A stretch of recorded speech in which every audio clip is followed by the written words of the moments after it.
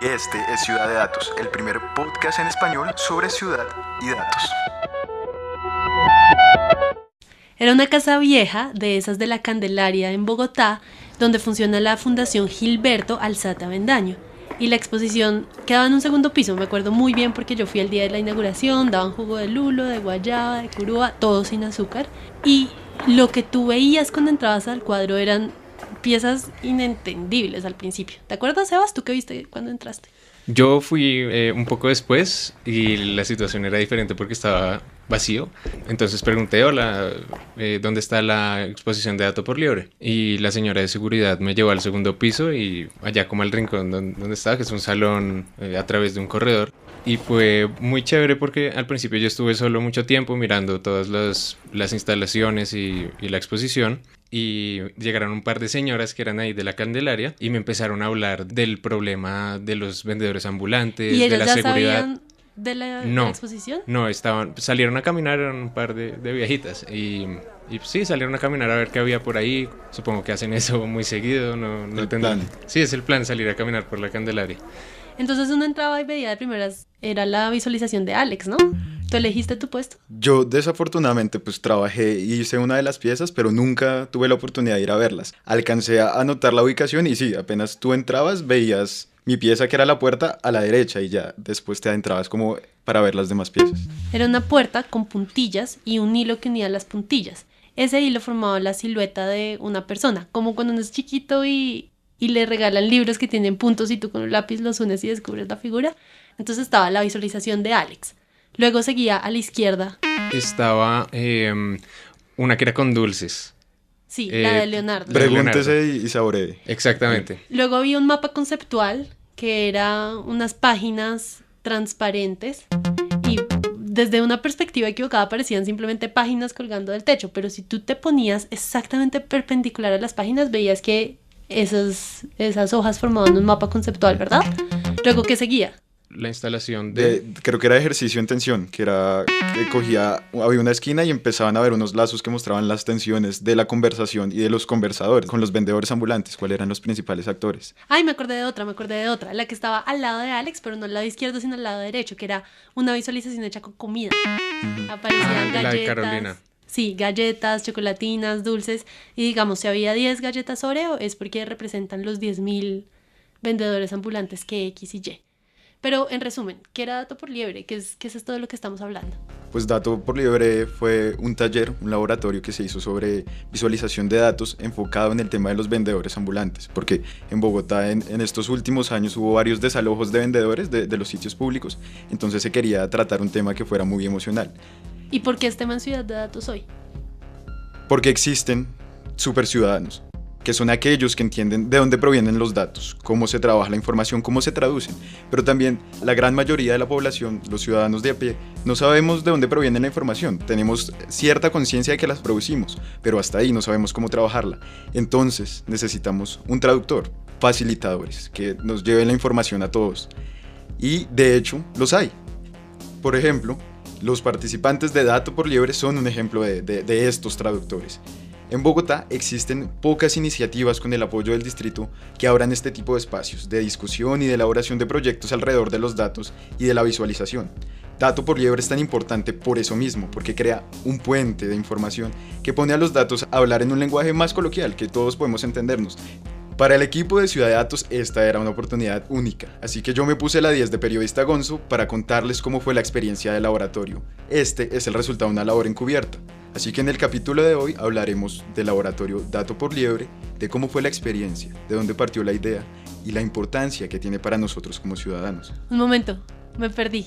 ¿Qué es un periodista Gonzo? El periodismo Gonzo es cuando el periodista es un infiltrado en el tema en el que está trabajando. Exactamente, es abordar directamente la noticia. En este caso, yo me metí en el laboratorio como participante. Bueno, ahora sí, arranca. Mi nombre es Alexander Zambrano Y este es Ciudad de Datos, el primer podcast en español sobre ciudad y datos. Como toda buena historia, la nuestra tiene un protagonista, Leonardo. Y él nos va a abrir las puertas del taller Dato por Liebre. Yo simplemente voy a meterme en el papel de narrador.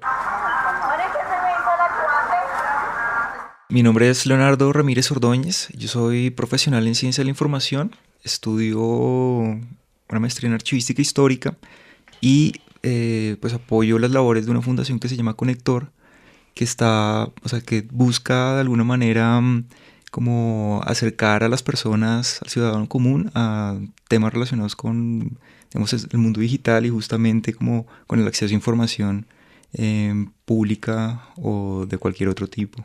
Leonardo es un duro de la archivística, las bases de datos, y tiene como bandera entender y facilitar los usos y desusos de las leyes de derechos de autor en Colombia. De ahí sus ganas de participar en Dato por Liebre. Leonardo, como otros ciudadanos interesados en los datos, se inscribió a Dato por Liebre con una carta de motivación y una copia de su hoja de vida. ¿Y tú hiciste lo mismo, Alex? Sí, yo también pasé por ese proceso de selección. Digamos que desde un principio siempre quisimos conformar un equipo multidisciplinar donde distintas ramas de conocimiento se interrelacionaran para poder desarrollar unos proyectos muy interesantes. Entonces, al ser, digamos, un tema que abarca muchos sectores como la arquitectura y la visualización, entonces está ligado un poco como con la información, la bibliotecología, también hay un poco ahí como ingeniería de sistemas, entonces abrimos una convocatoria donde lo más importante era que la persona que se inscribiera tuviera un entusiasmo hacia la visualización de información desde la rama que estuviera manejando, y dimos con un equipo de trabajo muy interesante porque pues cada persona realmente tiene una expertise como muy grande desde su campo. El que habló es Andrés Rodríguez, uno de los miembros del colectivo Reactante, agente catalizador, como ellos se hacen llamar, de proyectos de arte, ciencia y cultura. Ellos junto a La Loma fueron los creadores y directores de Dato por Liebre. Al principio los temas eran increíblemente grandes y terminamos en uno que nos pareció muy emocional. Paraguas, sombrillas. Para nosotros era súper importante que los participantes pudieran tener la oportunidad de posicionarse políticamente. Para nosotros la visualización es una responsabilidad grande porque la información, dependiendo de la fuente, ya tiene como un contexto, un contenido y un mensaje. Y nosotros creemos que los visualizadores tienen un perfil privilegiado a nivel de traducción de datos y creíamos que era importante para todos los participantes tener por lo menos 2 puntos de vista. Entonces creo que sentimos que todos los participantes fueron muy activos en ese sentido. Él es... Soy Daniel Páez, soy miembro del colectivo La Loma, con sede en Berlín. Nuestro colectivo fue uno de los participantes en la organización del laboratorio Dato por Liebre, del cual estamos súper emocionados al ver los resultados. El taller tuvo muy buena acogida, así que en realidad hubo varios participantes y varias experiencias por contar. Bueno, soy Daniel Páez, soy miembro del colectivo La Loma, con sede en Berlín. Mi nombre es Vivian Ibarra, yo soy trabajadora social. Yo soy diseñador gráfico, trabajo con ONGs ambientales y estoy muy interesado en los datos, y no solo de manera digital, sino de manera analógica. Mi nombre es David Barreto, soy ecólogo, asisto a Juan Andrés en las labores de investigación y de gestión con entidades públicas. Yo soy Diana Blanco, soy arquitecta y trabajo en el sector universitario, soy docente. Y entré al taller de datos con mi socio Andrés Barrios, que también es arquitecto. Nosotros trabajamos en temas de investigación urbana y siempre habíamos tenido un problema a la hora de demostrar la información que procesábamos, y cuando apareció el taller pues nos pareció que era ideal y la experiencia fue increíble. Bueno, Alex, ¿y qué hiciste con ellos?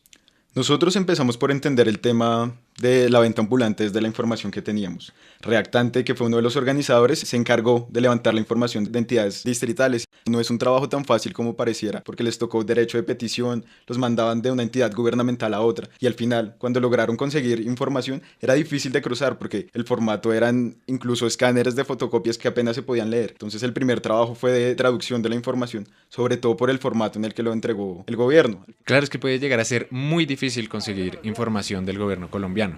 Pero ese ya es tema para el siguiente episodio. Más bien dime, después de luchar por conseguir toda esta información, ¿qué hicieron con ella?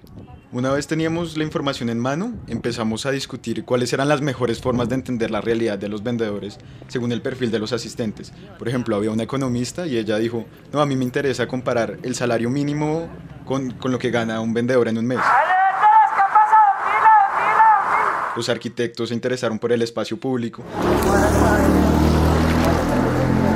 Digamos, yo como comunicador me importaban las historias de los vendedores y yo creo que traté de reflejar eso en la pieza. De ahí al final salieron todos los proyectos.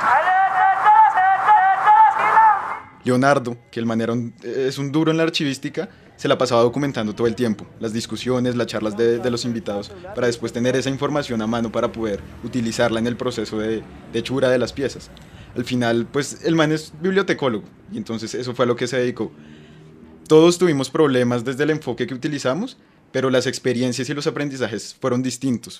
Uno ve, digamos, las problemáticas en medios de comunicación, es como, sí, la cifra, no sé qué, pero uno va a ver y es un problema que está relacionado con personas que tienen que comer, que tienen que subsistir. Y claro, y eso cambia un poco las cosas porque uno ya podría pensar, o sea, la misma ciudad de otro modo. No solo el tema de economía informal, sino, bueno, ¿y por qué, digamos, las obras públicas se demoran tanto? Como por qué la telefonía celular funciona de esta manera y no de otra, o no sé, cualquier tema. Y me imagino que uno de alguna manera podrá acceder a todos esos datos, pero la pregunta es ¿cómo? ¿No? ¿Y en qué términos? Pero Leonardo no fue el único. Bueno, para mí la experiencia del taller ha sido catárquica en el sentido de que, como mucha gente del común, uno termina troleando su realidad por Facebook, por Twitter, pero es mucho más interesante meterse en los números y saber que los números tienen una carga política y una intención, y que cuando esos números no te ofrecen como ciertas respuestas o te ofrecen más interrogantes, incluso el lenguaje y los textos pueden llegar a ser algo muy importante y también muy esclarecedor. El arte de la visualización de datos, entonces, es similar al arte de la traducción de lenguajes. El propósito es pasar contenido de un lenguaje que no se entiende por un público a un lenguaje que ese público sí entienda. Y esta es precisamente la virtud de Dato por Liebre: pasar información sobre vendedores ambulantes de unas cifras inentendibles a un lenguaje en el que el común de las personas sí lo puede entender.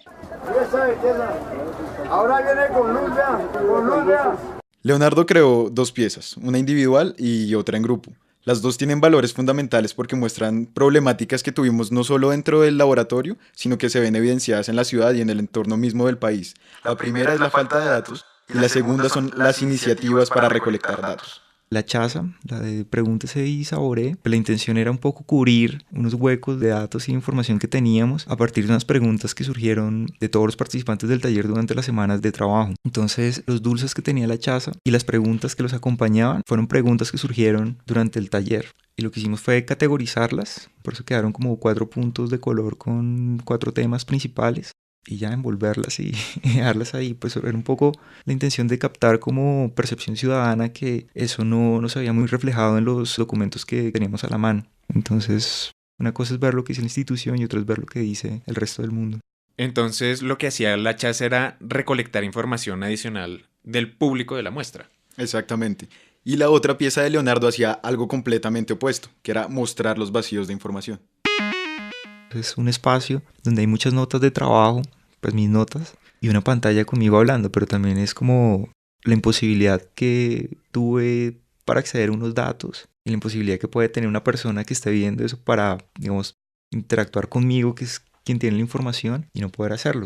Entonces ahí hay como unas barreras de acceso muy fuertes, y revisando los contenidos también la información no es consistente, como a veces no es coherente tampoco. Entonces ese tipo de barreras fueron como las que quise representar en la otra obra.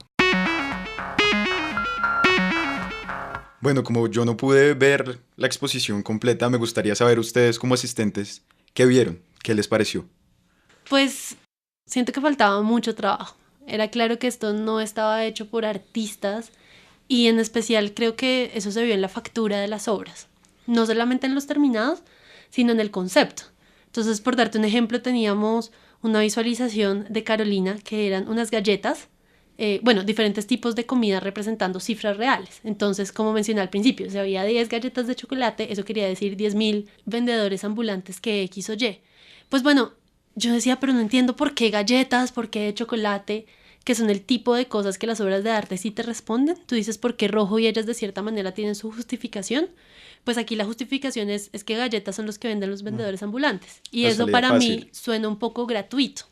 Y bueno, este es el ejemplo que más recuerdo, pero así había varios, con la choza, con el mapa conceptual tenía hasta errores de ortografía, las puntillas no se entendía muy bien por qué la silueta o como esas qué reguero de puntillas, cuántas había, como que había muchas preguntas que yo le hacía a las obras y ellas no sabían responderme.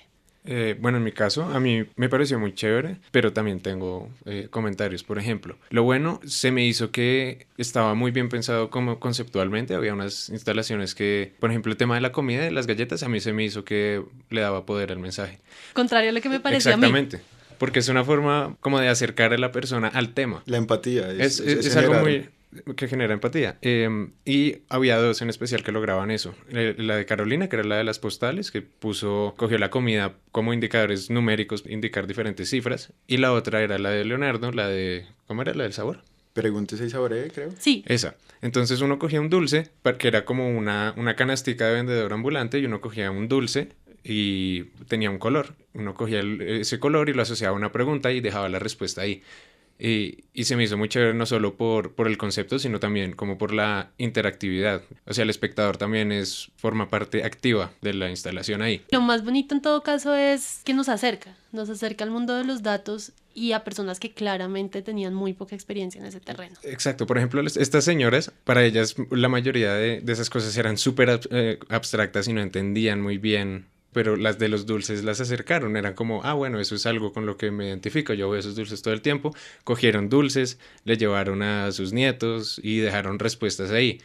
Entonces, digamos, sí había una forma muy chévere de interacción, y eso es lo que yo rescato. Y yo creo que eso fue lo primordial, como participante y sabiendo la intención de los organizadores, era acercar a las personas, que supieran que había cifras detrás, pero que lo más importante eran los vendedores, cómo se aborda, sea desde el espacio público, como lo hicieron algunos arquitectos, desde la vida de los vendedores, desde las cifras a la nación. Eso fue lo más bonito. Y ya como infidencias que yo les podría contar del laboratorio es que hubo varios problemas dentro de la organización, de el tiempo, cómo manejar el tiempo con todos los participantes. El espacio nunca estuvo muy bien definido porque en la Gilberto justo estaban en obras, entonces primero nos dijeron, no, ustedes van a estar en un lado, después nos cambiaron de lado, y si uno no sabe bien cómo se van a ubicar las piezas, pues cambia la factura, cambia cómo se van a ir haciendo, pero yo creo que fue una experiencia muy bonita, porque fue un equipo interdisciplinar en el que aprendimos cómo visualizar información desde enfoques diferentes, y yo creo que esa fue la mayor virtud de Dato por Liebre. Entonces, bueno, quizás no fue perfecto y quizás estuvo atropellado y hubo desórdenes y también un poco de inexperticia, pero al final de cuentas es mejor que este tipo de cosas pasen a que dejen de pasar. Para mí al final Dato por Liebre fue exitoso más allá de la calidad y la trascendencia de las piezas, porque marcó una pauta tanto en temática como en metodología para los laboratorios que se vayan a hacer después. Todos los participantes yo creo que nos logramos acercar y logramos entender la cadena de los datos, desde la recolección hasta la decisión de qué hacer con ellos, a quién y cómo mostrarlos. ¿Recuerdan a Daniel Páez del colectivo La Loma? Yo creo que para comenzar hay que definir las dimensiones de los datos. O sea, yo creo que los datos tienen un aspecto que es evidentemente abstracto porque es muy preciso, que está basado en información cuantitativa, como decía Viviana. Es evidentemente importante que estos datos obedezcan a un registro humano, pues porque la cultura de los datos está basada en nuestra experiencia con la tecnología o al menos con la forma de recopilar información. Pero hay otra dimensión que es cualitativa, que es más emocional, ¿no? Que es la traducción no de un número concreto, sino de un texto que está representado en cifras como frases, ¿no? La decodificación hace parte de esa traducción cualitativa.